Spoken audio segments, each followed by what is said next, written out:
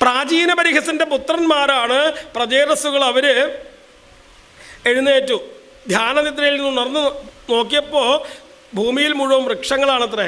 ആ വൃക്ഷങ്ങളെയൊക്കെ നശിപ്പിക്കാനായിട്ട് ശ്രമിച്ചു. വൃക്ഷങ്ങളുടെ ദേവതയായിട്ടുള്ള ആ വാക്ഷിയെ അവർ വിവാഹം കഴിച്ചു. അതിൽ ദക്ഷൻ എന്നൊരു പുത്രനൊക്കെ ഉണ്ടായി എന്നൊക്കെ സൂചിപ്പിച്ചു. പിന്നീടാണ് പഞ്ചമസ്കന്ധത്തിലേക്ക് പ്രവേശിക്കുക. സ്വയംഭുമനുവിൻ്റെ 5 കുട്ടികൾ, ആകൂതി, ദേവഹൂതി, പ്രസൂതി എന്നിങ്ങനെ 3 പെൺകുട്ടികളും പ്രിയവ്രതൻ, ഉത്താനപാദൻ എന്നിങ്ങനെ 2 ആൺകുട്ടികൾ. അതിൽ ഉത്താനപാദൻ്റെ കഥ ധ്രുവകുമാരൻ്റെ ചരിത്രത്തിൽ കൂടി പറഞ്ഞു.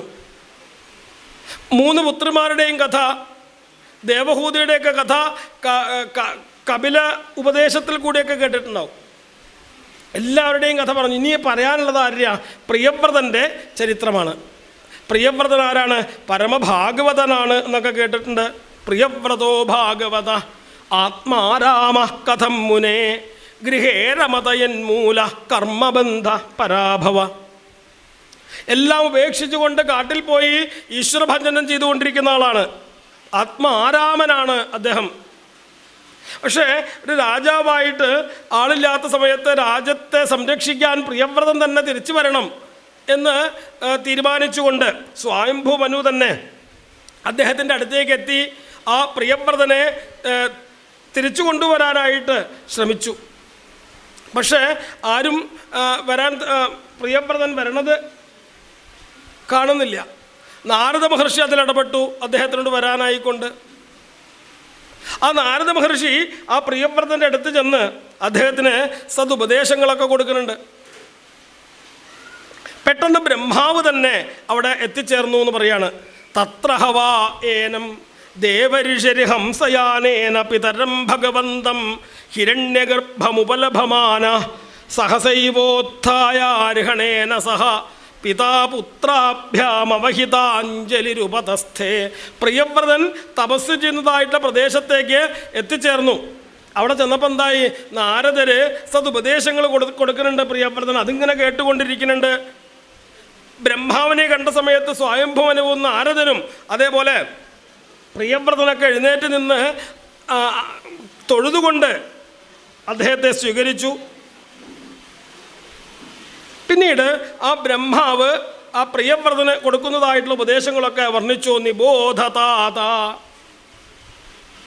ഹേ താത, ഇതം ബ്രവീമി, നിബോധ താതേദം ഋതം ബ്രവീമി.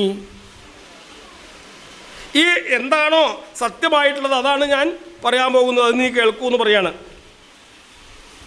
എല്ലാവരും ഈ ലോകത്തിലുള്ള സകല ആളുകളും ആ ഭഗവാന്റെ ഇച്ഛയ്ക്കനുസരിച്ച് ജീവിക്കുന്നവരാണ്. സ്വയമായിട്ട് സ്വാതന്ത്ര്യത്തോടുകൂടി ജീവിക്കാനായിക്കൊണ്ട് ലോകത്ത് ആർക്കും അധികാരമില്ല. അതൊക്കെ ആ ഭഗവാന്റെ ഇച്ഛയ്ക്കനുസരിച്ചുള്ള ജീവിതമാണ് എന്തായാലും എന്നാണ്. സ്വാതന്ത്ര്യം എന്നുള്ളത് നമുക്ക് ഭഗവാൻ നൽകുന്നതാണ്. നമ്മളെയൊക്കെ നിയന്ത്രിക്കുന്നത് ആ ഭഗവാൻ തന്നെയാണ് എന്ന് പറയാണ്. എന്തൊക്കെ കഴിവുകൾ നമുക്ക് തന്നാലും അതൊക്കെ ഭഗവാൻ തന്നതാണ് എന്നുള്ളൊരു ഭാവത്തിൽ ജീവിക്കണം. ഭഗവാന്റെ ഇച്ഛ ഇന്നതാണ് എന്ന് നമുക്ക് പറയാൻ പറ്റില്ല. നമ്മൾ ചെയ്യണത് എന്താണോ അത് ഭഗവാന്റെ ഇച്ഛയാണെന്ന് മനസ്സിലാക്കുക. അങ്ങനെ സതുപദേശങ്ങളൊക്കെ കൊടുത്ത് ആ പ്രിയവ്രതനെ തിരിച്ചു കൊണ്ടുവരികയാണ് ഭരണത്തിൽ. ഭരണകാര്യമൊക്കെ ഏറ്റെടുത്തു പ്രിയവ്രതൻ. ജനങ്ങളെയൊക്കെ നിരീക്ഷിച്ചു. ജനങ്ങളൊക്കെ മടിയന്മാരായിട്ട് ജീവിക്കുന്നവരാണ്.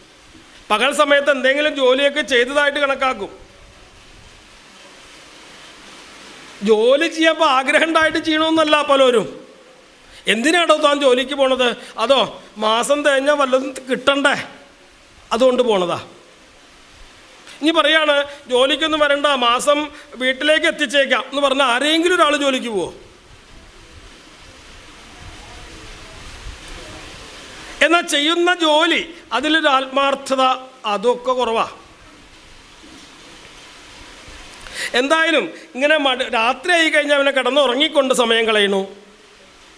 എത്ര സമയമാണ് വൃഥാവിലാക്കണത് ജനങ്ങൾ.